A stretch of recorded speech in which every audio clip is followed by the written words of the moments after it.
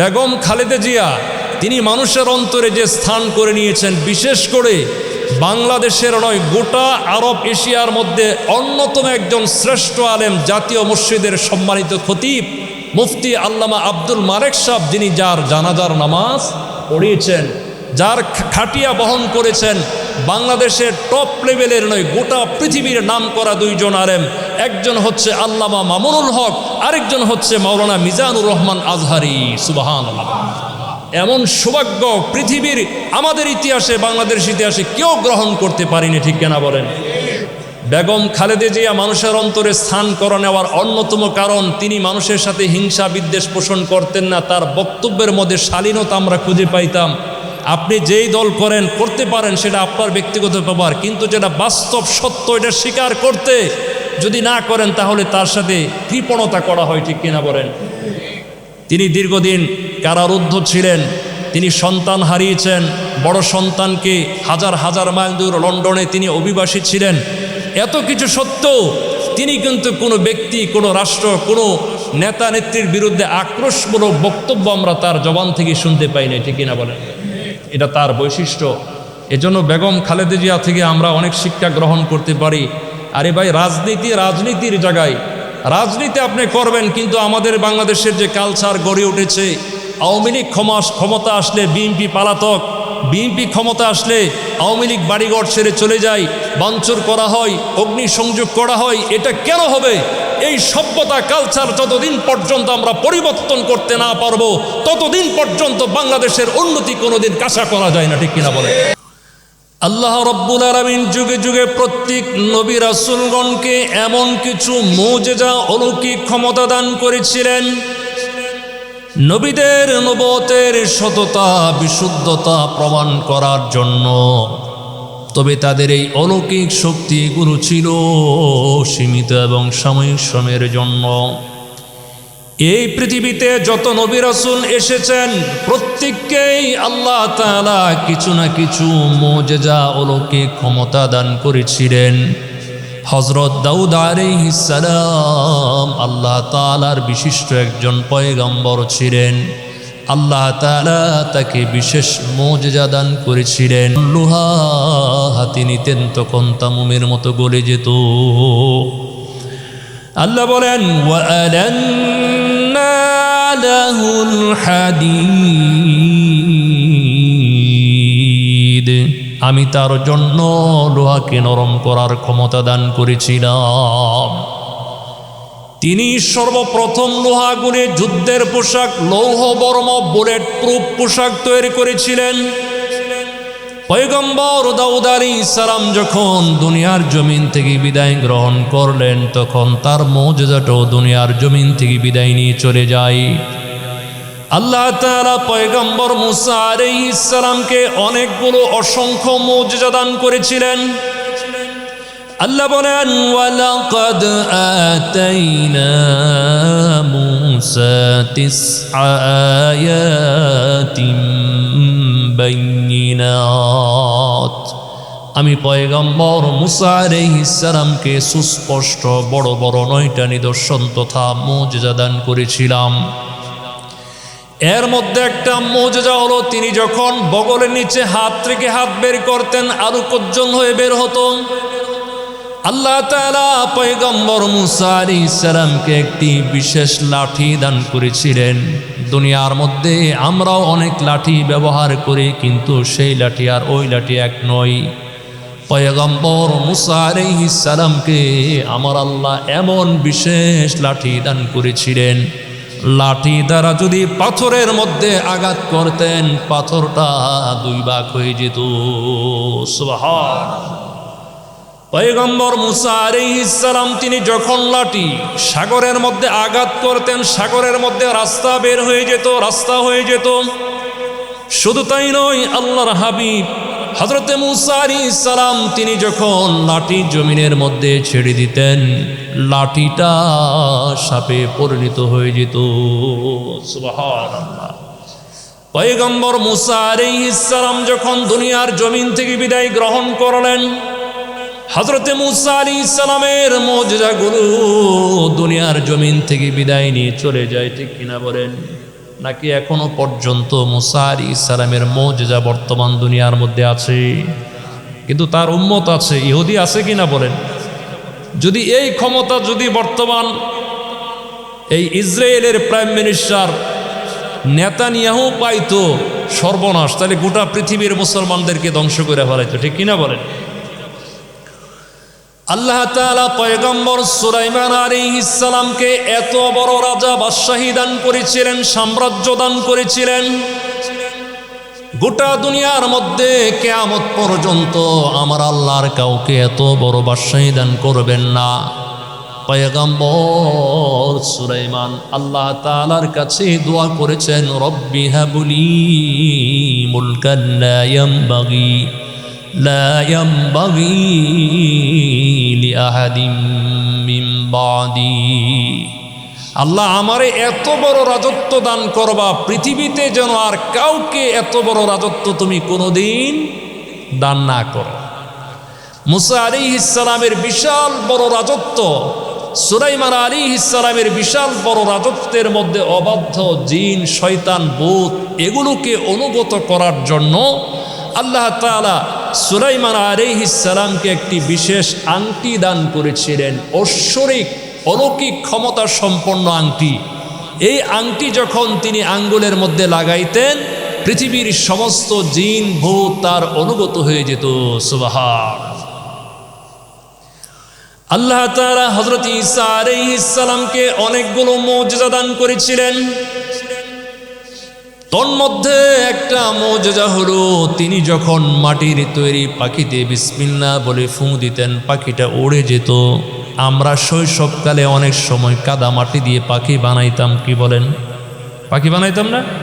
এই পাখি যদি বানাইয়া রৌদ্রে শুকাইতাম, শুকাইয়া এখন যদি ফুঁ দেন পাখি উড়বে বলেন তো? হযরত ঈসা আলাইহিস সালাম পাখির মধ্যে ফুঁ দিলে উড়ে যেত। হযরত ঈসা আলাইহিস সালামের সবচেয়ে বড় মুজিজা ছিল, তিনি যখন কোনো মৃত মানুষের কবরের পাশে দাঁড়িয়ে বলতেন, কুম বিইযনিল্লাহ, আল্লাহর নির্দেশে দাঁড়িয়ে পড়ো, সাথে সাথে কবরের মধ্যে মৃত লাশটা জিন্দা হয়ে যেত। সুবহানাল্লাহ। এছাড়া তিনি জন্মান্ধ রোগীর চোখে হাত বোলাইলে চক্ষু ভালো হয়ে যেত, কুষ্ঠ রোগী, ধবল রোগীর গায়ে হাত বোলাইলে শরীরটা ভালো হয়ে যেত। পয়গম্বর ঈসা আলাইহিস সালামকে আমার আল্লাহ যখন দ্বিতীয় আসমানে তুলে নিয়ে এলেন, তখন তার মুজিজার কার্যকারিতা দুনিয়ার জমিন থেকে শেষ হয়ে যায়, ঠিক কিনা বলেন? আল্লাহ তাআলা হযরত ইউসুফ আলাইহিস সালামকে মুজিজা দান করেছিলেন তার বাহ্যিক সৌন্দর্য। ইউসুফ আলাইহিস সালামকে আমার আল্লাহ এত সৌন্দর্য দান করেছিলেন, তৎকালীন মিশরের সুন্দরী রমণীগণ ইউসুফ আলাইহিস সালামের সৌন্দর্য অবলোকন করার পর তারা ফল কাটার পরিবর্তে আঙ্গুল কর্তন করে ফেলেছিল। আমাদের আম্মাজান আয়েশা বর্ণনা করেন, মিশরের তৎকালীন রমণীগণ তো হযরত ইউসুফ আলাইহিস সালামের সৌন্দর্য দেখে ফল কাটার পরিবর্তে আঙ্গুল কর্তন করে ফেলেছিল। এরা যদি আমাদের নবীর সৌন্দর্য এক পলক দেখত, তাহলে তারা ফল কাটার পরিবর্তে কলিজাটাই কর্তন করে ফেলে দিত। সুবহানাল্লাহ। নবীজি সাল্লাল্লাহু আলাইহি ওয়াসাল্লামের সৌন্দর্য কিরকম ছিল পৃথিবীতে কোনো ব্যক্তি, কোনো বক্তা, কোনো সাহাবী পরিপূর্ণ বয়ান করতে পারেননি। আল্লাহর নবীর সৌন্দর্য এই ধরা পৃষ্ঠে পুরোপুরি প্রকাশ করা হয়নি। আল্লামা ইমাম কুরতুবী রাহমাতুল্লাহি আলাইহি বলেছেন, আল্লাহর নবীর সৌন্দর্য এই পৃথিবীতে পুরোপুরি প্রকাশ করা হয়নি। সুবহানাল্লাহ। জিবরাইল আমিন বলেছেন, নাসুত্তিবের বর্ণনা, তিনি বলেন, আমি পৃথিবীর পূর্ব প্রান্ত হতে পশ্চিম প্রান্ত পর্যন্ত, উত্তর মেরু থেকে দক্ষিণ মেরু আমি পরিভ্রমণ করেছি, কিন্তু আল্লাহর হাবিবের চাইতে শ্রেষ্ঠ চরিত্র বলি, গুণাবলী, সৌন্দর্য কোনো মানুষ আমার চোখে কোনোদিন পড়ে নাই। সুবহানাল্লাহ। আর এই পৃথিবীতে আল্লাহ তাআলা নবীর চাইতে সৌন্দর্য এত বেশি শস্যমণ্ডিত, এত চমৎকার দেহ সৌষ্ঠব নিয়ে আরেকজন মানুষ পৃথিবীতে আল্লাহ তাআলা আরেক পিস বানানোই নেই। সুবহানাল্লাহ, সুবহানাল্লাহ। আমাদের নবীর সৌন্দর্য দেখে শুধুমাত্র রমণীগণ নয়, পৃথিবীর বড় বড় কবিগণ, দার্শনিকগণ, তারা তাদের শুধুমাত্র আঙ্গুল আর কল্লা নয়, কিয়ামত পর্যন্ত আমরা যারা নবীজির আশিকে রাসূল আছি, উম্মত আছি, আমরা রাসূলের সম্মানার্থে আমরা আমাদের জীবনটাও আল্লাহর রাহে রাসূলের জন্য আমরা কুরবান করার জন্য প্রস্তুত আছি, ঠিক কিনা বলেন? সম্মানিত হাজরিন, এই পৃথিবীতে দিন প্রচারের জন্য যত নবী রাসূল আগমন করেছেন, যত নবী রাসূলকে যত রকমের মুজিজা দান করেছেন, সবগুলো মুজিজা এক করে আল্লাহ তাআলা আমাদের নবীকে দান করেছেন। কবি বলেন, হুসনে ইউসুফ দমে ঈসা ইয়াদ বাইজাদারি আছে কোবা হামাদারান তু তানহাদারি। ইউসুফ আলাইহিস সালামের সৌন্দর্য, মুসা আলাইহিস সালামের শুভ্র হাত, ঈসা আলাইহিস সালামের জন্মন্ধকে বালু করা, সবগুলো মুজিজা এক করে আল্লাহ তাআলা আমাদের নবী বিশ্ব নবী আলাইহিস সালামকে এককভাবে দান করেছেন। আমাদের নবীর সবচেয়ে বড়, সবচেয়ে গতিশীল, সবচেয়ে চিরন্তন শাশ্বত মুজিজার নাম হলো কোরআন কারীম, ঠিক কিনা বলেন? এই পৃথিবীতে যত নবী রাসূলগণ আগমন করেছেন, সব নবী রাসূলগণ তারা দুনিয়ার জমিন থেকে বিদায় নিয়ে চলে গেছেন। নবীগণ বিদায় নেওয়ার সাথে সাথে তাদের উপর যে মুজিজা ছিল সেটাও বিদায় নিয়ে চলে গেছে। আমাদের নবী সরকারে দো আলম জনাবে মুহাম্মাদুর রাসূলুল্লাহ সাল্লাল্লাহু আলাইহি ওয়াসাল্লাম দুনিয়ার জমিন থেকে বিদায় নিয়ে পরপারে চলে গেলেন, ঠিক কিনা বলেন?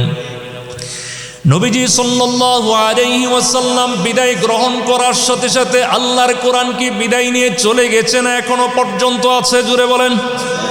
আল্লাহর কোরআন ১৫০০ বছর ধরে ছিল, বর্তমানেও আছে, কিয়ামত পর্যন্ত আল্লাহর কোরআন যেমনটি নাজিল করেছেন তেমনটি সম্পূর্ণ অবিকৃত অবস্থায় থাকবে কিনা বলুন?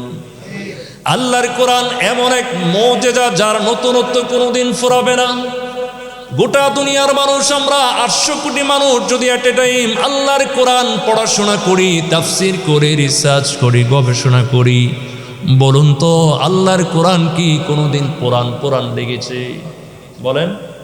সবচেয়ে বেশি যে সূরাটি পড়া হয় সেই সূরার নাম হলো সূরাতুল, সবাই বলেন সূরাতুল, আরে শীতের মধ্যে কথা বলে না, বলেন সবাই কি সূরাতুল? আরে কইতে কষ্ট লাগে নাকি? শীতের মধ্যে কথা কইলে শরীর গরম হয়, কথা বোঝেন না? জিম ধরে বয়ে থাকলে হইব না। সূরাতুল ফাতিহা, এই জন্য এই সূরাকে বলা হয় সাবঈ মাসানি, বারংবার পঠিত সূরা। এই যে সূরাতুল ফাতিহা তিলাওয়াত করি, আজ পর্যন্ত কোনো মুসল্লি, কোনো ব্যক্তি, কোনো আলেম, কোনো দার্শনিক, কোনো বক্তা, কোনো তাফসির কারককে এই কথা বলেছে এই সূরা ফাতিহা এটা তেলাওয়াত করতে করতে আর ভাল লাগে না, এটা বাদ দিয়ে অন্য আরেকটা সূরা দিয়ে পড়ি, এমন হয়েছে নাকি? বলেন তো। সুবহানাল্লাহ। ৮০০ কোটি মানুষ যদি সূরাতুল ফাতিহা তেলাওয়াত করে, এক একজনের সুরে এক এক রকম, এক এক রকম মজা লাগবে। সুবহানাল্লাহ। কোরআন কারীম এমন এক গ্রন্থ, গোটা দুনিয়ার মানুষ চেষ্টা সাধনা করেও আল্লাহর কোরআনের মধ্যে এক বিন্দু, একটা নুক্তা, একটা জের, একটা জবর, একটা সেমিকোলনের মধ্যে কোনো কম বেশি ভুল দেখাইতে পারবে না। সুবহানাল্লাহ। মুসলমান বন্ধুরা আমার, বর্তমান ইউরোপের একটা আধুনিক সমৃদ্ধ রাষ্ট্রের নাম হলো জার্মানি। জার্মানির মিউনিক ইউনিভার্সিটিতে ডিপার্টমেন্ট অফ থিওলজি, ধর্ম অনুষদ নামে একটা বিভাগ আছে। এই বিভাগের প্রফেসরগণ তারা মিলিয়ন মিলিয়ন বিলিয়ন অর্থ খরচ করে মুসলমানদের ধর্মগ্রন্থ আল্লাহর কোরআনে কোনো কম বেশি আছে কিনা যাচাই করার জন্য বিশ্বের বিভিন্ন রাষ্ট্র থেকে তারা ৪০,০০০ কোরআনের কপি সংগ্রহ করেছে। এরপর একটা কোরআনকে আরেকটা কোরআনের সাথে মিলিয়ে দেখেছে।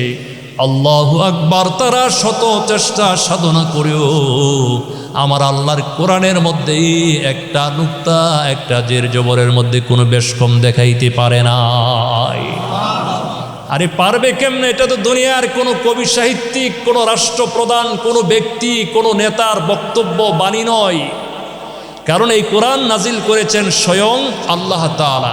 কোরআনে কারীমের সংরক্ষণ, হেফাজতের দায়িত্ব দুনিয়ার কোনো মানুষের কাছে ছেড়ে দেন নাই। আল্লাহ তাআলা নিজেই এই কোরআন নাজিল করে নিজেই কোরআনকে সংরক্ষণের দায়িত্ব গ্রহণ করেছেন। সুবহানাল্লাহ। কোরআনে কারীমের পর অন্যতম বৃহৎ মুজিজা হলো বিশ্বনবী আলাইহিস সালামের মেরাজ, যেটা হচ্ছে আজকে আমাদের আলোচ্য বিষয়। বিশুদ্ধ মত অনুসারে নবুয়তের দ্বাদশ বর্ষে 12তম বর্ষে রজবের 27 তারিখ দিবাগত রাত আল্লাহর হাবিব বিশ্বনবী আলাইহিস সালামের মেরাজ সংঘটিত হয়েছিল। কিয়ামত পর্যন্ত মানুষ বিজ্ঞানের যত আবিষ্কার করবে, মানুষ চাঁদ জয় করেছে, মঙ্গল জয় করেছে, সৌরজগতে যাবে। দুনিয়ার মানুষ আর বিজ্ঞান যতই তারা উন্নতি সাধন করুক না কেন, যতই তারা ঊর্ধ্ব জগতে গমন করুক না কেন, দুনিয়ার কোনো মানুষ আর বিজ্ঞান যাতে আল্লাহর হাবিবের উপরে যেতে না পারে, সেজন্য আল্লাহ তাআলা আমাদের নবীকে এমন একটা ভ্রমণ করালেন যা ছিল ঐতিহাসিক, দার্শনিক, বৈজ্ঞানিক এবং একই সাথে দিনের অনেক গুরুত্বপূর্ণ বিষয়গুলো জড়িত সম্পৃক্ত। এই যে ভ্রমণটা করালেন, সফরটা করালেন, এই ভ্রমণকে কোরআনে কারীমের ভাষায় বলা হয় ইসরা, হাদিসের ভাষায় বলা হয় মিরাজুন নবী। সুতরাং কেউ যদি আল্লাহর হাবিবের ইসরা আর মেরাজকে অস্বীকার করে, তাহলে সে সরাসরি আল্লাহর কোরআন নবীজির হাদিসকে অস্বীকার করলো। এবার বলেন, কেউ যদি আল্লাহর নবীর হাদিস, নবীজির হাদিস, কোরআনকে অস্বীকার করে, সেই লোকটা মুমিন না কাফের, বেঈমান? সুতরাং মেরাজকে যদি কেউ বিজ্ঞানের দোহাই দিয়ে, বিজ্ঞানের আলোকে যদি জাস্টিফাই করে অস্বীকার করে, ঈমান থাকবে না যাবে? বলেন তো, ঈমান থাকবে না। নাউযুবিল্লাহি মিন যালিক। এখন আসুন, মেরাজে নেওয়ার কারণটা কি? প্রত্যেকটা ঘটনার পিছনে কিছু না কিছু ক্লু থাকে, ঠিক কিনা বলেন? কারণ থাকে, রহস্য থাকে, একটা রিজন থাকে। কারণটা কি? নবুয়তের 10ম বছরে নবীজি সাল্লাল্লাহু আলাইহি ওয়াসাল্লামের পরম প্রিয় চাচা আবু তালেব যখন ইন্তিকাল করলেন, আবু তালেবের ইন্তিকালের মাত্র কয়েকদিন ব্যবধানে আল্লাহর নবীর জীবন সঙ্গিনী, সহধর্মিনী আমাদের মা খাদিজাতুল কুবরা রাদিয়াল্লাহু আনহাও ইন্তিকাল করলেন। নবী আলাইহিস সালাম এই বছরকে আমুল হুজুন, চিন্তার বছর, দুঃখের বছর, সুখের বছর নামকরণ করলেন, ঠিক কিনা বলেন? যেমন বিশ্ব ডিসেম্বর গেল 2025 সাল, ডিসেম্বর মাস বিজয়ের মাস, কিন্তু আমাদের বাংলাদেশ থেকে প্রথম একজন দেশপ্রেমিক আধিপত্য বিরোধী আন্দোলন যিনি করেছেন, পুরোদা ছিলেন, নাম হলো শরীফ ওসমান হাদি ভাই। তিনি ইন্তেকাল করেছেন। তার ইন্তেকালের কিছুদিন পরেই তো মাত্র 3 দিন আগে আমাদের বাংলাদেশের সাবেক সফল 3 বারের প্রধানমন্ত্রী, যিনি মানুষের যে ভালোবাসা, যে দোয়া পেয়েছেন, বাংলাদেশের এই 55 বছরের ইতিহাসে এমন ভালোবাসা কেউ অর্জন করতে পারেনি, ঠিক কিনা বলেন? বেগম খালেদা জিয়া, তিনি মানুষের অন্তরে যে স্থান করে নিয়েছেন, বিশেষ করে বাংলাদেশের নয়, গোটা আরব এশিয়ার মধ্যে অন্যতম একজন শ্রেষ্ঠ আলেম, জাতীয় মসজিদের সম্মানিত খতিব মুফতি আল্লামা আব্দুল মালেক সাহেব, যিনি যার জানাজার নামাজ পড়িয়েছেন, যার খাটিয়া বহন করেছেন, বাংলাদেশের টপ লেভেলের নয়, গোটা পৃথিবীর নাম করা 2 জন আলেম। একজন হচ্ছে আল্লামা মামুনুল হক, আরেকজন হচ্ছে মাওলানা মিজানুর রহমান আজহারি। সুবহানাল্লাহ। এমন সৌভাগ্য পৃথিবীর, আমাদের ইতিহাসে, বাংলাদেশ ইতিহাসে কেউ গ্রহণ করতে পারেনি, ঠিক কিনা বলেন? বেগম খালেদা জিয়া মানুষের অন্তরে স্থান করে নেওয়ার অন্যতম কারণ, তিনি মানুষের সাথে হিংসা বিদ্বেষ পোষণ করতেন না। তার বক্তব্যের মধ্যে শালীনতা আমরা খুঁজে পাইতাম। আপনি যেই দল করেন, করতে পারেন, সেটা আপনার ব্যক্তিগত ব্যাপার, কিন্তু যেটা বাস্তব সত্য, এটা স্বীকার করতে যদি না করেন, তাহলে তার সাথে কৃপণতা করা হয়, ঠিক কিনা বলেন? তিনি দীর্ঘদিন কারারুদ্ধ ছিলেন, তিনি সন্তান হারিয়েছেন, বড় সন্তানকে হাজার হাজার মাইল দূর লন্ডনে তিনি অভিবাসী ছিলেন। এত কিছু সত্ত্বেও তিনি কিন্তু কোনো ব্যক্তি, কোনো রাষ্ট্র, কোনো নেতা নেত্রীর বিরুদ্ধে আক্রোশমূলক বক্তব্য আমরা তার জবান থেকে শুনতে পাই না, ঠিক কিনা বলেন? এটা তার বৈশিষ্ট্য। এজন্য বেগম খালেদা জিয়া থেকে আমরা অনেক শিক্ষা গ্রহণ করতে পারি। আরে ভাই, রাজনীতির জায়গায় রাজনীতি আপনি করবেন, কিন্তু আমাদের বাংলাদেশের যে কালচার গড়ে উঠেছে, আওয়ামী লীগ ক্ষমতা আসলে বিএনপি পালাতক, বিএনপি ক্ষমতা আসলে আওয়ামী লীগ বাড়িঘর ছেড়ে চলে যায়, ভাঙচুর করা হয়, অগ্নিসংযোগ করা হয়। এটা কেন হবে?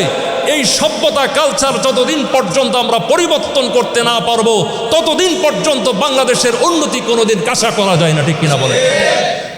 এজন্য ভাই, যে দল করেন, যে রাজনৈতিক নেতার অনুসারী, যাকে আপনি মহব্বত করেন, ভালোবাসেন, সব বাদ দেন, দেশ হলো সবার উপরে। এই শিক্ষা আমাদের গ্রহণ করতে হবে। রাষ্ট্রকে যদি সবার ঊর্ধ্বে আর সবার উপরে মনে না করেন, এই বাংলাদেশ এই 55 বছর আগে যে অবস্থা ছিল এই অবস্থায় থাকবে। আমরা রাষ্ট্রকে কখনো সমৃদ্ধি আর উন্নতির কাতারে কখনো নিয়ে যেতে পারবো না, ঠিক কিনা বলেন? তো বলছিলাম ভাই, যে এই যে বিজয়ের মাস, এই মাসটা হয়ে গেছে আমাদের জন্য সুখের মাস। ঠিক নবী আলাইহিস সালামের 2 মহান সারথি সহযোদ্ধা ইন্তেকাল করার পর নবী আলাইহিস সালাম এই মাসটাকে নাম দিলেন আমুল হুজুন, চিন্তার বছর, দুঃখের বছর। আল্লাহর হাবিবের পরম 2 সহযোদ্ধা বিদায় গ্রহণ করার পর মক্কার কাফের মুশরিকরা নবীজি সাল্লাল্লাহু আলাইহি ওয়াসাল্লামের উপর নির্যাতন নিপীড়নের মাত্রা বাড়িয়ে দিল। এক পর্যায়ে নবীজি সাল্লাল্লাহু আলাইহি ওয়াসাল্লাম ডিসহার্ট হয়ে পড়েন, হতাশ হয়ে পড়েন। কিন্তু তিনি এক মুহূর্তের জন্য দিনের দাওয়াত থেকে পিছপা হননি। নবীজি সাল্লাল্লাহু আলাইহি ওয়াসাল্লাম মক্কা থেকে 200 কিলোমিটার দূরে তিনি তার দুধমা হযরত হালিমাতুস সাদিয়ার এলাকা তায়েববাসীর কাছে দিনের দাওয়াত নিয়ে গমন করলেন। আল্লাহর নবী আলাইহিস সালাম সর্বপ্রথম তায়েফের মানুষকে দাওয়াত প্রদান করলেন।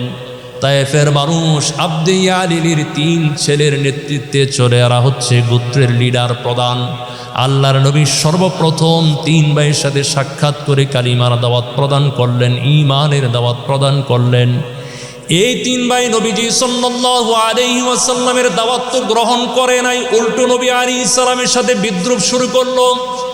এদের মধ্যে প্রথম ভাই বলল, আল্লাহ তাআলা যদি তোমাকে নবী করে প্রেরণ করেন, বাইতুল্লাহ শরীফ ভেঙে পড়তে আর সময় লাগবে না। নাউজুবিল্লাহ বলেন। আরেক ভাই মস্করি করে বলল, আল্লাহ বুঝি তোমাকে ছাড়া আর কাউকে পেলেন না নবী এবং রাসূল করে প্রেরণ করতে। আরেক ভাই বলল, তুমি যদি সত্যিকার নবী এবং রাসূল হও, তাহলে তোমার সাথে কথা বললে বেয়াদবি হবে। আর যদি তুমি মিথ্যুক হও, তাহলে তোমার মতো মিথ্যুকের সাথে কথা বলাটা আমার রুচির বিরুদ্ধ কাজ। জুড়ে বলেন নাউজুবিল্লাহ। শুধু তাই না, এই মানুষগুলো নবীজি সাল্লাল্লাহু আলাইহি ওয়াসাল্লামের বিরুদ্ধে তায়েফের দুষ্ট নষ্ট বালকদেরকে লিলিয়ে দেয়। এরা নবীজি সাল্লাল্লাহু আলাইহি ওয়াসাল্লামের উপর বৃষ্টির মতো পাথর বর্ষণ শুরু করে দেয়। পাথরের আঘাতে আঘাতে নবীজি সাল্লাল্লাহু আলাইহি ওয়াসাল্লামের গোটা শরীর ক্ষত বিক্ষত হয়ে যায়। আল্লাহর নবীর শরীর ফেটে ফেটে তাজা রক্ত ঝরতে শুরু করেছে। নবী আলাইহিস সালাম ক্লান্ত শ্রান্ত দুর্বল হয়ে এক পর্যায়ে তিনি তায়েফের জমিনে বেহুশ হয়ে পড়ে যান। সুবহানাল্লাহ। হুশ ফেরার পর তাকিয়ে দেখেন জিবরাইল আমিনের নেতৃত্বে পাহাড়ের দায়িত্বশীল ফেরেশতাগণ আগমন করে সালাম জানিয়ে বলছে, ইয়া রাসূলুল্লাহ, ইয়া হাবিবাল্লাহ, আমরা এই পাহাড়ের দায়িত্বশীল ফেরেশতা, আপনি যদি আমাদেরকে একটিবার আদেশ করেন তাহলে 2 পাহাড়ে চাপ দিয়ে তায়েফের মানুষগুলোকে জীবনের তরে শেষ করে ফেলব। আল্লাহর হাবিব জীবনে কোনোদিন কাউকে ব্যক্তিগত হিংসামূলকভাবে কারো থেকে প্রতিশোধ গ্রহণ করেননি।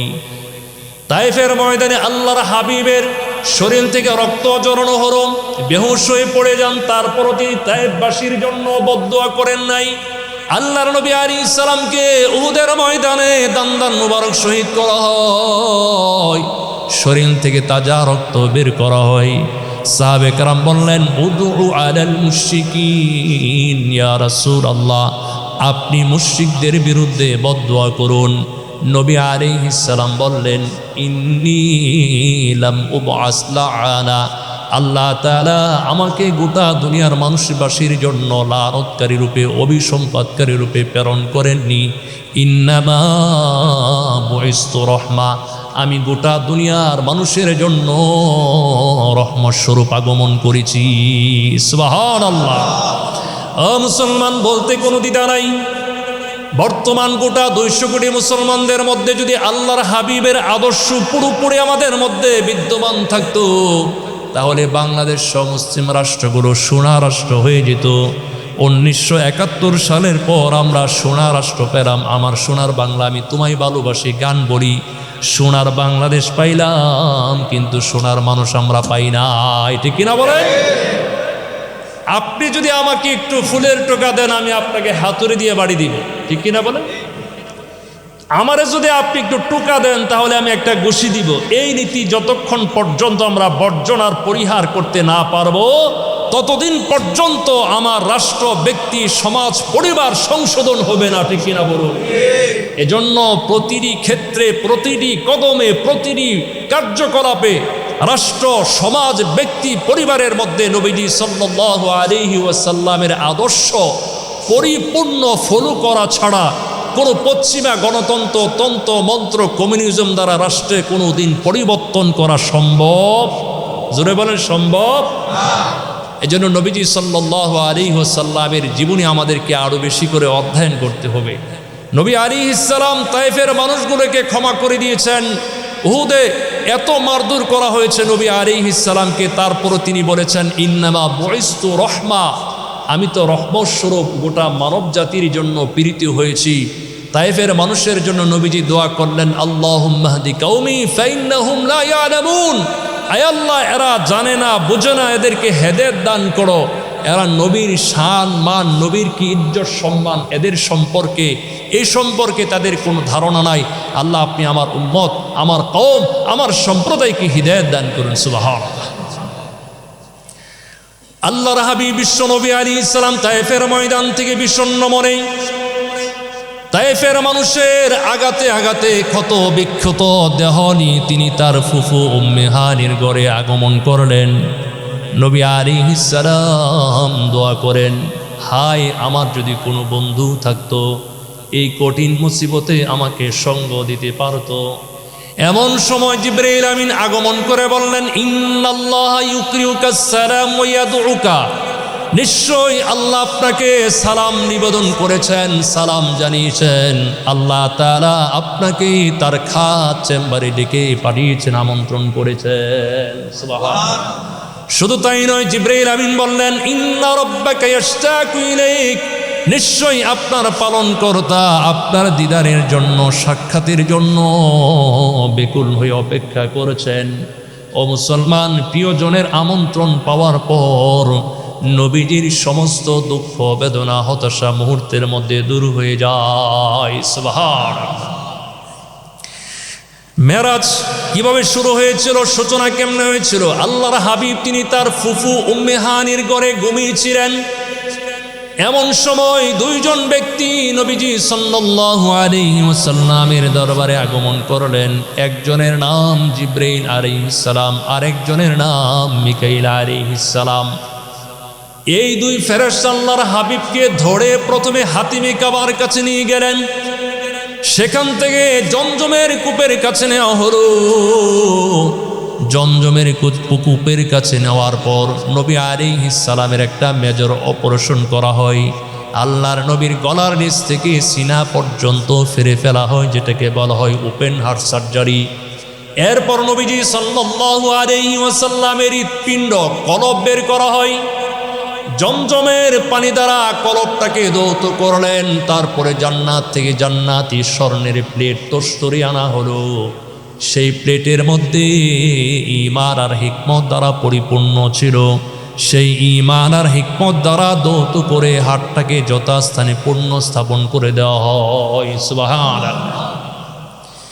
নবীজি সাল্লাল্লাহু আলাইহি ওয়াসাল্লামের গোটা লাইফে এই জাতীয় ওপেন হার্ট সার্জারি একবার আর দুইবার নয়, টোটাল 3 বার হয়েছে। কয়বার বলেন? আমাদের বর্তমান বাংলাদেশে অনেক মানুষের হার্টের মধ্যে ব্লক পড়ে যায়, ব্লকেজ ধরা পড়ে। ডাক্তার সর্বোচ্চ একটা মানুষের জীবনে একবার ওপেন হার্ট সার্জারি করতে পারে, এরপরে আর কোনোদিন মানুষের পক্ষে ওপেন হার্ট সার্জারি করা সম্ভব না। ঠিক কিনা বলেন? রিং লাগাই তারা খুলতে পারে, কিন্তু ওপেন হার্ট সার্জারি একবারের পর করলে ওই মানুষটা বাঁচাটাই মুশকিল হয়ে যায়। কিন্তু আল্লাহর হাবিবের গোটা লাইফে 3 বার ওপেন হার্ট সার্জারি করা হয়। এই ওপেন হার্ট সার্জারি এটা কোনো সময় কোনো মেডিকেটেড অপারেশন ছিল না, এটা ছিল আল্লাহ তাআলার কুদরতি অপারেশন। এই কুদরতি অপারেশন যিনি করেছেন তিনার নাম হলো জিবরাইল আলাইহিস সালাম। তিনি হলেন সার্জন। আর স্বয়ং আল্লাহ তাআলা নিজেই আমাদের নবীর ওপেন হার্টটা সার্জারি করার সময় তিনি নিজেই অবজারভেশন করেছেন, পর্যবেক্ষণ করেছেন। সুবহানাল্লাহ বলেন। প্রথমবার করা হয়েছিল নবী আলাইহিস সালাম শৈশবকালে। কেন করা হয়েছে উলামায়ে কেরাম তথ্য বলেছেন, রহস্য উদ্ঘাটন করেছেন। শিশু সুলভ যে আচরণ, খেলাধুলা করা, দৌড়াদৌড়ি করা, ছুটাছুটি করা, মাতামাতি করা, এ জাতীয় টেন্ডেন্সি, প্রবণতা নবী আলাইহিস সালামের দিল থেকে দূর করে দেওয়ার জন্য সর্বপ্রথম ওপেন হার্ট সার্জারি করা হয়েছিল। এজন্যই তো আল্লাহর হাবিব শৈশবকালে খেলাধুলা কিংবা কোনো বাজে কাজ করার প্রতি বিন্দু পরিমাণ কোনো নবীর মধ্যে আকর্ষণ ছিল না। সুবহানাল্লাহ বলেন। দ্বিতীয়বার করা হয়েছিল যখন নবী আলাইহিস সালামের বয়স মাত্র 20 বছর তথা যৌবনের প্রারম্ভেই। দ্বিতীয়বার কেন করা হয়েছিল? যৌবনকালে সাধারণত পাপ এবং গুনার প্রতি আকর্ষণ থাকে না, নাকি বলেন? গুনার প্রতি, পাপের প্রতি আকর্ষণ থাকে। যৌবনের উন্মাদনা, উচ্ছৃঙ্খলতা, উচ্ছলতা, এগুলোকে নবী আলাইহিস সালামের অন্তর থেকে খতম করে দেওয়ার জন্যই তো যৌবনকারী ওপেন হার্ট সার্জারি করা হয়েছে। তৃতীয়বার করা হয়েছিল মেরাজে নেওয়ার প্রাক্কালে। মেরাজে নেওয়ার সময় উদ্দেশ্য কি? উলামায়ে কেরাম বলেন ঊর্ধ্ব জগতের পরিবেশ পরিস্থিতি মোকাবেলা করার জন্য, আল্লাহ তাআলার দিদার লাভ, আল্লাহর সাক্ষাৎ লাভ, আল্লাহর পক্ষ হতে যে কালাম গ্রহণ করবেন সেই কালামগুলো গ্রহণ করার যোগ্যতা নবী আলাইহিস সালামের সিনার মধ্যে বড়ে দেওয়া উদ্দেশ্য ছিল। সুবহানাল্লাহ। এবার নবীজি সাল্লাল্লাহু আলাইহি ওয়াসাল্লামকে উম্মে হানির ঘর থেকে বের করলেন। স্বাভাবিক ছিল না বের করাটা, স্বাভাবিক হলো দরজা দিয়ে বের করা। আল্লাহর হাবিবকে ছাদরা বিদীর্ণ করে ছাদ দিয়ে বের করে আনলেন। নবী আলাইহিস সালামকে বুঝাইলেন, জিবরাইল আমিন মিকাইল আলাইহিস সালাম বুঝাইলেন, আপনি টেনশন করবেন না, ভীত সন্ত্রস্ত হবেন না, আজকে রাতে যা ঘটবে সব আশ্চর্যজনক ঘটনা ঘটবে, আপনি টেনশন করেন না, ভয় পেন না। যাবতীয় প্রস্তুতি সম্পন্ন, এবার যাওয়ার পালা। যাবেন কিসে? নবী আলাইহিস সালামের জন্য দুনিয়ার কোনো যানবাহন, দুনিয়ার বাহনে 7 আসমান ভেদ করা সম্ভব? দুনিয়ার কোনো কনকট বিমান নয়, লাঞ্জার নয়, পৃথিবীর সবচেয়ে দ্রুত গতি যেটা সৌরজগতে প্রেরণ করা হয়েছিল কিউরিসিটি যানবাহন নয়। আল্লাহ বললেন হাবিব, আল্লাহ বললেন জিবরাইল যান, জান্নাত থেকে সবচেয়ে দামি একটা বাহন নিয়ে যান। সেই বাহনটার নাম যেটাকে আমরা বলি বুরাক। কি বলি বলেন? জান্নাত থেকে সবচেয়ে যে দামি বাহনটা নবীর জন্য আনা হলো সেই বাহনটার নাম হলো বুরাক। আমরা অনেকেই বলি বুরাক শব্দটি আরবি বারকুন থেকে এসেছে, যার অর্থ হচ্ছে বিদ্যুৎ। বলেন কি? বিদ্যুৎ। আবিধানিক দৃষ্টিকোণ থেকে বলা যায়, কিন্তু বাস্তব নিরিখে যদি বলেন বিদ্যুতের গতি আর বুরাকের গতি কখনো সমান হতে পারে না। বিদ্যুতের গতি প্রতি সেকেন্ডে প্রায় 3.5 লক্ষ কিলোমিটার বেগে চলতে পারে। আর বুরাকের গতি কেমন ছিল, বুরাক এটা কেমন জানোয়ার জন্তু, এটার ডেফিনেশন আল্লাহর হাবিব মুসলিম শরীফের বর্ণনায় বলেছেন, হুয়া দাব্বাতুন আবিয়াদু তাবিলুন মা ফাওকাল হিমার ওয়া দুনাল বাগাল ইয়াদউ হাফিরাহু ইনদা মুনতাহা তরফিহি। নবীজি সাল্লাল্লাহু আলাইহি ওয়াসাল্লাম বলেছেন, বুরাক হলো একটি সাদা রঙের জান্নাতি জানোয়ার, গাধার চাইতে বড়, খচ্চরের চাইতে একটু ছোট। এর গতি কেমন ছিল? আমাদের দৃষ্টির শেষ সীমা যতদূর পর্যন্ত যায় বুরাক সেখানে তার প্রথম কদম রাখে। সুবহানাল্লাহ। আল্লাহর হাবিব তিনি যখন বুরাকে আরোহণ করার জন্য প্রস্তুত হলেন, বুরাকটা একটু নাড়াচাড়া করে অস্বীকৃতির ভাব প্রকাশ করতে লাগলো। জিবরাইল আমিন বুরাকের গায়ে মৃদু আঘাত করে বললেন, ওহে বুরাক, তুমি কি জানো তোমার পিঠে আজকে আরোহণ করতে যাচ্ছেন তার চেয়ে দামি সম্মানিত ব্যক্তি আগে এবং পরে তোমার পিঠে কোনোদিন আরোহণ করবেন না। এ কথা বলা মাত্রই বুরাক শান্ত হয়ে গেল, থেমে গেল। লজ্জার শরমে বুরাকের সারা শরীর ঘেমে গেল। নবীজি সাল্লাল্লাহু আলাইহি ওয়াসাল্লাম বলেন, আমি এবার বুরাকের পিঠে আরোহণ করলাম। বুরাকটা চলতে শুরু করলো। চলতে চলতে একটা পাহাড়ের উপর বুরাক এসে থেমে গেল। জিবরাইল আমিন বললেন, ইয়া রাসূলুল্লাহ, আপনি বুরাক থেকে পাহাড়ে অবতরণ করে 2 রাকাত সালাত আদায় করে নিন। নবী বলেন, আমি নামাজ পড়ার পর আশেপাশে তাকিয়ে দেখি অনেক খেজুর গাছ দেখা যায়। কি গাছ বলেন? খেজুর গাছ, বরকতপূর্ণ গাছ। খেজুর গাছ কি? বরকতপূর্ণ গাছ। এরপরে নবী আলাইহিস সালাম বললেন, ভাই জিবরাইল, এই জায়গাটার নাম কি? জিবরাইল আমিন বললেন, এই জায়গার নাম হলো ইয়াসরিব। কি বলেন? ইয়াসরিব। আপনি অচিরেই মেরাজ সম্পন্ন করার পর এই জায়গার মধ্যে হিজরত করতে আগমন করবেন। তখন এই জায়গাটার নাম হয়ে যাবে মদিনাতুর রাসূল। সুবহানাল্লাহ বলুন। নবীজি বলেন, বুরাক আবার চলতে শুরু করলো। চলতে চলতে নিচে তাকাইলাম, দেখি একটি সাদা দবদবে চমৎকার সুন্দর পাহাড়। জিজ্ঞেস করলাম, ভাই জিবরাইল, এই পাহাড়টা কার? এই পাহাড়টা কি? বলা হলো, এই পাহাড়টা হলো সেই পাহাড় যেই পাহাড়ে পয়গম্বর মুসা আলাইহিস সালাম আল্লাহর সাথে সরাসরি কথোপকথন করেছেন, কথা বলেছেন। বলেন তো এই পাহাড়টার নাম কি? সবাই জানেন না মনে হয়? সবাই বলেন, কি পাহাড়? তুর পাহাড়। নবীজি বলেন, আমি যাওয়ার সময় ঈসা আলাইহিস সালামের জন্মস্থান বাইতুল মুকাদ্দাসের সন্নিকটে বাইতুল লাহাম, যে জায়গায় ঈসা আলাইহিস সালাম জন্ম লাভ করেছেন, সেই জায়গাও দেখেছি। নবী বলেন, চলতেছি, হঠাৎ তাকিয়ে দেখি একটা রাস্তা বের হয়েছে। রাস্তার পাশে একজন বৃদ্ধা আমাকে দাঁড়িয়ে আহ্বান করছে।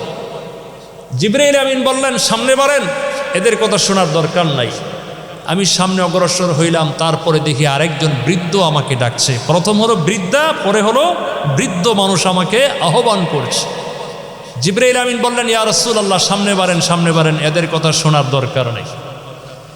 নবী বলেন, আমি আরো কিছু দূর যাওয়ার পর দেখলাম একটা দল আমাকে সালাম নিবেদন করেছে। আসসালামু আলাইকা ইয়া আউয়ালু, আসসালামু আলাইকা ইয়া আখিরু, আসসালামু আলাইকা ইয়া হাশিরু। এবার জিবরাইল আমিন বললেন, ইয়া রাসূলুল্লাহ, আপনি এদের সালামের উত্তর প্রদান করুন। এবার জিবরাইল রহস্য বললেন, সর্বপ্রথম যে বৃদ্ধার সাথে সাক্ষাৎ হয়েছে সে হলো দুনিয়া। বলেন কি? সর্বপ্রথম রাস্তার পাশে যে বৃদ্ধার সাথে আপনার সাক্ষাৎ হয়েছিল, আপনাকে আহ্বান করেছিল, সে হলো দুনিয়া। এই বৃদ্ধা তার বার্ধক্যের চূড়ান্ত সীমায় পৌঁছে গেছে। তার হায়াত আর বেশি দিন বাকি নাই। ঠিক কিনা বলেন? ঠিক তদ্রুপ দুনিয়ার হায়াত, দুনিয়ার বয়স শেষ প্রান্তে চলে এসেছে। ঠিক কিনা বলেন? কিয়ামতের সব আলামত একের পর এক প্রকাশ পেয়ে গেছে। শুধুমাত্র বড় বড় 10টি নিদর্শন প্রকাশ পাওয়ার পর আল্লাহ তাআলা এই পৃথিবীটাকে ডেস্ট্রয় করে দিবেন, ধ্বংস করে দিবেন, কিয়ামত সংঘটিত করবেন। তার মানে দুনিয়ার মজার ব্যাপার হলো, দুনিয়ার হায়াত যত ফুরাচ্ছে, দুনিয়ার দিন দিন চাকচিক্য, রূপ তামাশা, দুনিয়ার মজা, দুনিয়ার স্বাদ দিন দিন ততই বৃদ্ধি পাচ্ছে। ঠিক কিনা বলে? আরে মুরব্বীরা কয়, আর 20 বছর আগে 30 বছর আগে জন্ম নিলাম নাকি? কি যুগ আইছে রে, মোবাইল টেলি খুললেই সারা দুনিয়া পৃথিবীতে দেখা যায় মোবাইলের। ঠিক কিনা বলেন? তো এই যে দুনিয়া যত দিন গড়াচ্ছে, দুনিয়ার চাকচিক্য, দুনিয়ার সৌন্দর্য ততই বৃদ্ধি পাচ্ছে। এরপরে বললেন, দ্বিতীয় যে বৃদ্ধর সাথে সাক্ষাৎ হলো সে হলো অভিশপ্ত শয়তান। দুনিয়ার অভিশপ্ত শয়তান, এরা উভয়ে আপনাকে আকর্ষণ করার চেষ্টা করেছিল। তৃতীয়তে যে দল আপনাকে সালাম নিবেদন করেছে, একজন হলেন মুসলিম মিল্লাতের পিতা ইব্রাহিম আলাইহিস সালাম, আরেকজন ঈসা আলাইহিস সালাম, আরেকজন হচ্ছেন সাইয়েদনা মুসা আলাইহিস সালাম। নবীজি সাল্লাল্লাহু আলাইহি ওয়াসাল্লাম বললেন, আমি বুরাকে আরোহণ করে চলতে চলতে বাইতুল মুকাদ্দাসে আগমন করলাম। এখানে আসার পর নবীজি সাল্লাল্লাহু আলাইহি ওয়াসাল্লামের সাথে নবীগণের সাক্ষাৎ হয়েছিল। কেউ বলেছেন আসার পথে, কেউ বলেছেন যাওয়ার পথে। তবে ম্যাক্সিমাম ওলামায়ে কেরাম বলেছেন সাক্ষাৎ হয়েছিল আসার পথে। আল্লাহর হাবিব বাইতুল মুকাদ্দাসে প্রবেশ করলেন। এখানে আল্লাহ পাক তিনি তার হাবিবকে ভিআইপি মেহমানকে সম্বর্ধনা জ্ঞাপন করার জন্য দুনিয়ার সব ভিআইপি নবী রাসূলদেরকে একত্র করলেন, জড়ো করলেন। ইতিমধ্যে জিবরিল আমিন বোরাকটাকে বাইতুল্লাহর ওদরে পাথরের মধ্যে খুঁচা মেরে ছিদ্র করে বোরাকটা বেঁধে ফেলেন। আল্লাহর নবী এবার বাইতুল মুকাদ্দাসে প্রবেশ করলেন। বাইতুল মুকাদ্দাসে প্রবেশ করার পর নবী আলাইহিস সালাম গিয়ে দেখেন সমস্ত নবী রাসূলগণ সারিবদ্ধভাবে কাতারবন্দি হয়ে দাঁড়িয়ে আছেন। জিবরাইল আমিন বললেন, ইয়া রাসূলুল্লাহ, আপনি সমস্ত নবী এবং রাসূলগণের ইমামতি করেন। আল্লাহর নবী ইমামতি করলেন। এভাবে আল্লাহ তাআলা আমাদের নবীকে সমগ্র দুনিয়ার ইমাম, সমগ্র দুনিয়ার নবী এবং রাসূলগণের ইমাম এবং নেতা বানিয়ে দিলেন। সুবহানাল্লাহ। নবীজি সাল্লাল্লাহু আলাইহি ওয়াসাল্লাম বলেন, আমি বাইতুল মুকাদ্দাসে নামাজ শেষ করার পর বিশেষ বিশেষ নবীগণের সাথে সাক্ষাৎ করলাম। নবীগণ আমাকে মারহাবা জানালো, অভ্যর্থনা জানালো, আমার প্রশংসা বয়ান করলো। এবার বাইতুল মুকাদ্দাস থেকে আনুষ্ঠানিকতা শেষ করার পর বের হলাম। এমন সময় জিবরাইল আমিন আমার কাছে 3টা পেয়ালা পেশ করলেন। একটা হলো মদের পেয়ালা, একটা হলো দুধের পেয়ালা, আর একটা হলো মধুর পেয়ালা। কথা বুঝেননি? মধুর পেয়ালা, দুধের পেয়ালা, আর হলো মদের পেয়ালা। নবী বলেন, ফাখাস্তুল লাবান, আমি দুধের পেয়ালা গ্রহণ করেছি, দুধ পান করেছি। জিবরাইল আমিন বললেন, ইয়া রাসূলুল্লাহ, আপনি স্বভাবজাত ফিতরাতকে গ্রহণ করেছেন। তার মানে আল্লাহর হাবিব মেরাজে যাওয়ার সময় দুধ পান করেছেন। দুধ হলো একটা সুষম খাবার। কি খাবার বলেন? আমাগর দেশে বাঙালি এত ফাজি, দুধ বেচা খাই মদ, দুধ বিক্রি করে খাই মদ। আরে একটা মানুষ ফজরের নামাজের পর, ফজরের নামাজ পড়ুক আর না পড়ুক, সিগারেট জ্বালাই ঘুমানোর আগ পর্যন্ত সিগারেট খাইতে থাকে। ঠিক কিনা বলেন? আরে এই সিগারেটের টাকা দিয়া যদি আমরা প্রতিদিন সঞ্চয় করে করে রাখতাম, 5 বছরে ঢাকার মধ্যে, গাজীপুরের মধ্যে একটা ফ্ল্যাট বাড়ি বানাইতে পারতাম। ঠিক কিনা বলেন? আবার দেখলাম নাকি যে সিগারেট বলে ওপেনলি খাইলে 2000 টাকা জরিমানা সরকার করেছে। এখন এই জরিমানাটা কি করবে বলেন? একটা সিগারেট যারা খায়, সিগারেট করবো বলে একটু রাগ করবো, যারা স্মোকিং করে আর কি, তাদেরকে যদি বলি ভাই গ্রানটা ভালো লাগতেছে না, একটু দূরে খান, আপনার উল্টা বলবো ভাই আপনি ওদিকে যান, আমি এখন খাইব। আছে না নাই বলেন তো? অলি গলিতে ঢুকা যায় না সিগারেট গানে। 5000 10,000 টাকা জরিমানাটা কে করবে বলেন? যিনি আপনার জরিমানা করবেন, জানি আইনের রক্ষক, তিনি তো বক্ষক, পুলিশও তো মাঝে মাঝে টানে দিচ্ছে। ঠিক কিনা বলেন? এই তো বলি 50 বছর চলে গেল, আরো 100 বছরে এই রাষ্ট্র কোনোদিন পরিশুদ্ধ হবে না, হবে না। লিখে রাখতে পারেন,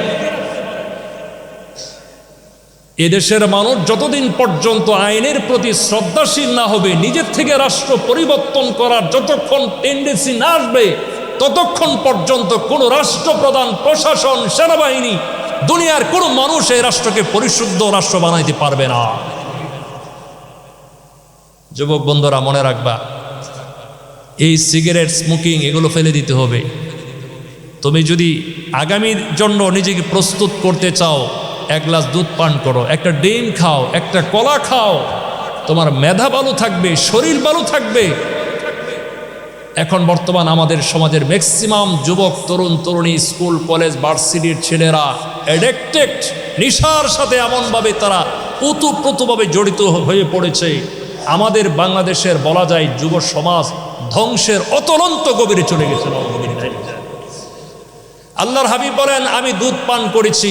কোনো বর্ণনা এসেছে আল্লাহর হাবিব কিছুটা মধু গ্রহণ করেছিলেন, এজন্য দুধ আর মধু মিলে খাইবেন। সুবহানাল্লাহ বলেন।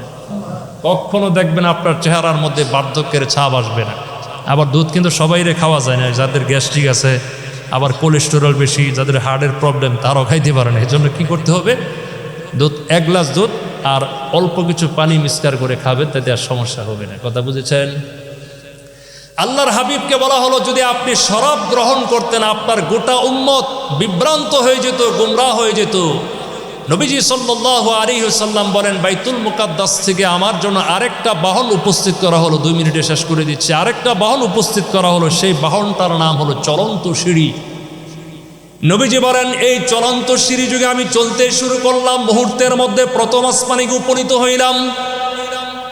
জিবরাইল আমিন প্রথম আসমানে দরওয়াজায় নক করলেন, কড়াঘাত করলেন। প্রথম আসমানে দারুকি বললেন, মান আনতা, আপনি কে? জিবরাইল আমিন বললেন, আনা জিবরাইল, আমি জিবরাইল আলাইহিস সালাম। ফেরেশতা পাল্টা বললেন, মাম্মাকা, আপনার সঙ্গী কে? জিবরাইল আমিন বললেন, তিনি হচ্ছেন রাহমাতাল লিল আলামিন, আল্লাহর হাবিবের ভিআইপি মেহমান। ফেরেশতা বললেন, তাকে কি উপর থেকে আমন্ত্রণ করা হয়েছে? কয়, হ্যাঁ, আমন্ত্রণ করা হয়েছে। এবার প্রথম আসমানের ফেরেশতা গেটটা উন্মুক্ত করে দেন।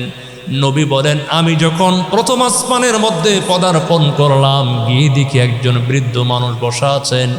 জিবরাইল আমিন বললেন, ইয়া রাসূলুল্লাহ, আপনি এই বৃদ্ধকে সালাম নিবেদন করুন, কারণ তিনি হচ্ছেন আপনার আদি পিতা হযরত আদম আলাইহিস সালাতু ওয়াস সালাম। সুবহানাল্লাহ। আদম আলাইহিস সালামকে সালাম দিলেন। আদম আলাইহিস সালাম সালামের উত্তর প্রদান করলেন, মারহাবা জানালেন, নবীর জন্য অনেক দোয়া করলেন। এবার নবী লক্ষ্য করলেন, আদম আলাইহিস সালামের ডান পাশে কিছু মানুষের আকৃতি আছে, বাম পাশে কিছু মানুষের আকৃতি। আদম আলাইহিস সালাম যখন ডান দিকে তাকান তখন তিনি আনন্দিত হন, যখন তিনি বাম পাশে তাকান তখন তিনি কান্নায় ভেঙে পড়েন। জিবরাইল আমিনকে জিজ্ঞেস করলেন, ভাই জিবরাইল, রহস্যটা কি? ডান দিকে তাকাইলে হেসে দেন, বাম দিকে তাকাইলে কান্না করেন, এর কারণটা কি? জিবরাইল আমিন বললেন, ইয়া রাসূলুল্লাহ, বাম পাশে ডান পাশে যে মানুষের আকৃতি, এরা হচ্ছে আসহাবুল ইয়ামিন, ডানপন্থী, এরা জান্নাতি। আদম আলাইহিস সালামের সন্তান যখন জান্নাতে যায়, আদম আলাইহিস সালাম সন্তানদের এই সফলতা দেখে তিনি আনন্দিত হয়। সুবহানাল্লাহ।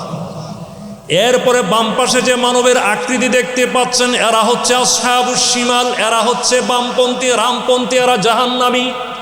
আদমের সন্তান, তার ঔরজ্জার সন্তান যখন জাহান্নামে যাবে, আদম আলাইহিস সালাম দুঃখ ভারাক্রান্তে তিনি কান্না করেন। ঠিক দুনিয়ার মধ্যে আমরা যারা বাবা আছি, আমাদের সন্তান যদি সফল হয়, ভালো কোনো চাকরি করে, সন্তান যদি শ্রেষ্ঠ কোনো কামিয়াবি অর্জন করে, আমরা সন্তানের জন্য আনন্দিত হই, মিষ্টি বিতরণ করি, ঠিক কিনা বলেন? আর যদি সন্তান ইয়াবকুর হয়, ছেলে যদি বকে যায়, খারাপ হয়ে যায়, সন্ত্রাসী করে, চাঁদাবাজি করে, গুন্ডামি করে, অনেক সময় অনেক বাবারা আমাদের কাছে আফসোস করে বলে, হুজুর, হাজার চেষ্টা করেও সন্তানটাকে আমরা সঠিক পথে আনতে পারি নাই। অনেক সময় বাবা নিজের চোখের পানিগুলো ছেড়ে দেয়, ঠিক কিনা বলেন? এই আদম আলাইহিস সালাম সেই সিস্টেম শিক্ষা আমাদেরকে দিয়েছেন। এজন্য আমরা যারা গার্জিয়ান আছি, প্রত্যেকটা গার্জিয়ানের উচিত সন্তানের পিছে বিনিয়োগ করা। সন্তান হলো আগামী দিনের সবচেয়ে বড় সম্পদ, ঠিক কিনা বলেন? এই সম্পদ আমাদেরকে বানাইতে হলে নেক সন্তান, নেককার বিবি লাগবে। নেক সন্তান লাভের জন্য আল্লাহর কাছে সর্বহালতে দোয়া করতে হবে। আল্লাহ তাআলা আমাদের সকলকে কথাগুলো বোঝার এবং আমল করা তৌফিক দান করুন। ইনশাআল্লাহ।